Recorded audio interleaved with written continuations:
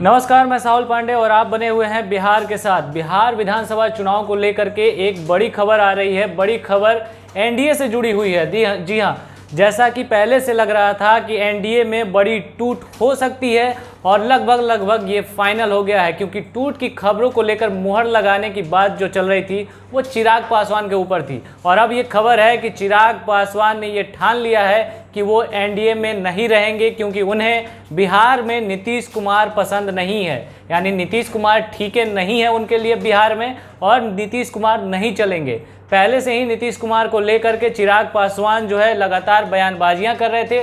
उनके पार्टी के जितने प्रवक्ता थे वो भी जो है लगातार जो है जदयू और नीतीश कुमार की योजनाओं को लेकर के जो है बयानबाजी कर रहे थे। खास तौर पे 7 निश्चय की योजना को लेकर के जो है जिस तरीके से बात चल रही थी, चिराग पासवान खुद भी कह चुके थे कि ये जो योजना है ये महागठबंधन की योजना है, ना कि एनडीए की योजना है। ऐसे में उनकी मांग थी कि बिहार फर्स्ट, बिहारी फर्स्ट वाली जो थ्योरी है उनकी, उसको इंक्लूड किया जाए। एनडीए का एक अलग ये जो है मैनिफेस्टो बनाया जाए और उसको बिहार चुनाव में लेकर के आया जाए। साथ ही साथ पार्टी में एक बड़ा नेतृत्व जो है चिराग पासवान चाहते थे, ज़्यादा सीटों पर चुनाव लड़ना चाहते थे, लेकिन इसको लेकर के कहीं ना कहीं जो है सहमति नहीं बन पाई।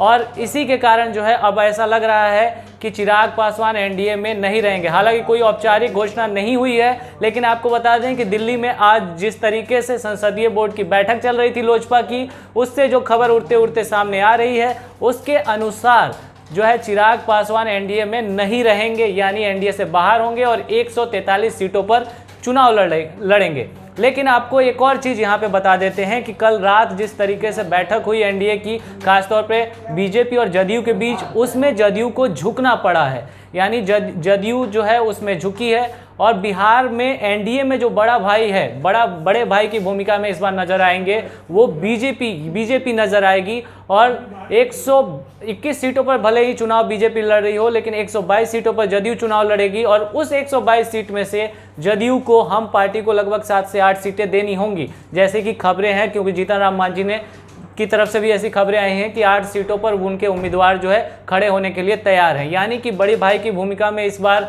जो है बीजेपी नज़र आएगी। और इसके अलावा एक अलग एंगल की और जरा रुख कर लेते हैं। दरअसल ये पहले से एक थ्योरी चल रही थी कि बिहार एनडीए से चिराग पासवान अलग होंगे, और अलग होने के अलावा वो जो चुनाव में तैयारी करेंगे या फिर जहां भी कैंडिडेट उतारेंगे वो कैंडिडेट बीजेपी के खिलाफ नहीं होगा, वो कैंडिडेट सिर्फ और सिर्फ जदयू के खिलाफ उतारेंगे। यानी नीतीश कुमार के खिलाफ उनका खुला मोर्चा होगा। 143 सीटों में वो सीटें होंगी जहां पर नीतीश कुमार अपने कैंडिडेट उतारेंगे। इसके अलावा जो सीटें बचेंगी वहां पर सिर्फ और सिर्फ फ्रेंडली मुकाबला होने की पूरी तरीके से संभावना है। ऐसी बातें सामने आ रही हैं। यानी कि वही बात है कि नीतीश तेरी खैर नहीं, मोदी से कोई बैर नहीं। यानी अब लोजपा भले ही एनडीए से बाहर हो, लेकिन एनडीए से बाहर रहते हुए भी वो बीजेपी को सपोर्ट करेगी। लेकिन नीतीश कुमार के खिलाफ खुला मोर्चा चिराग पासवान ने खोल दिया है। और इस बार चुनाव में लोक जनशक्ति पार्टी अपने आप को टेस्ट करने जा रही है। 143 सीटों पर चुनाव लड़ने जा रही है। फिलहाल इस बुलेटिन में इतना ही। आप बने रहें बिहार के साथ। धन्यवाद।